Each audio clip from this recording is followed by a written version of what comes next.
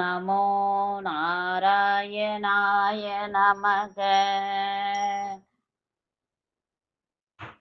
ஸ்ரீமன் நாராயணீயம் 14வது தசகம் கபிலாவதாரம்.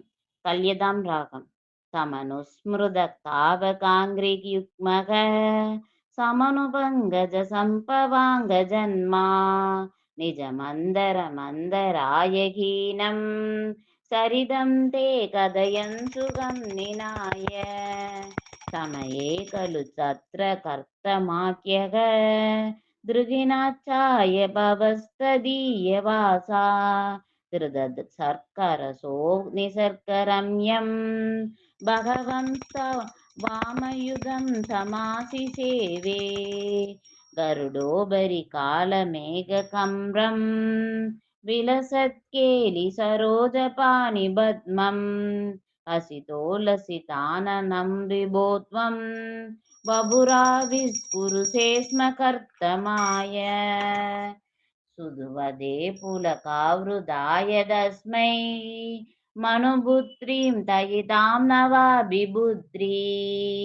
कपिलञ्च सुदं स्वमेव बस्सा स्वगदिञ्जापनुकृत्य निर्गतो भुगु समनो सदरूपया महीस्या गुणवत्या सुदया सदेवकूत्या भवतीरिदनारदोपदिष्टः समगात्कर्तममागधी प्रदीक्षम् मनुनोपकृताञ्च देवकूतिं तरुणीरत्नमवाप्य कर्तमोऽसौ भवदर्चन निर्वृदोऽभिदस्या दृढशुश्रूषणया तदौ प्रसादम् सभुनस्त्वोपासन प्रभावा तयिदा कामकृदे कृदे विमाने वनिताकुलसङ्गुलो नवात्मा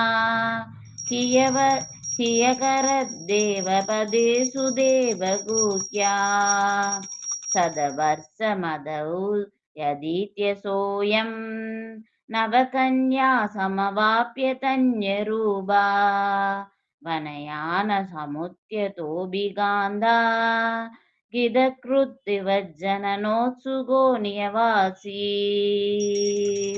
कपिलावतार श्लोकम्.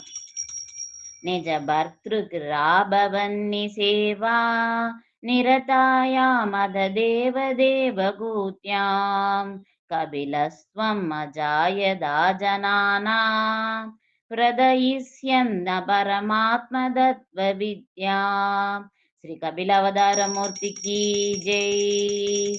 वनं येयुषी कर्तमे प्रसन्ने मद सर्वस्वं उपाधि संजनन्यै कपिलात्मक वायुमन्दिरे स त्रिवरिदं त्वं परिभाहि मां कदौगात्. श्री कपिलावतारमूर्ति की जय. பொன்னு குருவாயூரப்பா சரணம். சோட்டானிக்கர பகவதி அம்மே சரணம். ஆனந்த சின்மயி சரணம். நாராயண அயில குரு பகவன் நமஸ்தே. सर्वत्र गोविंदनाम संकीर्तनम गोविंदा गोविंदा. श्री हरे नमः.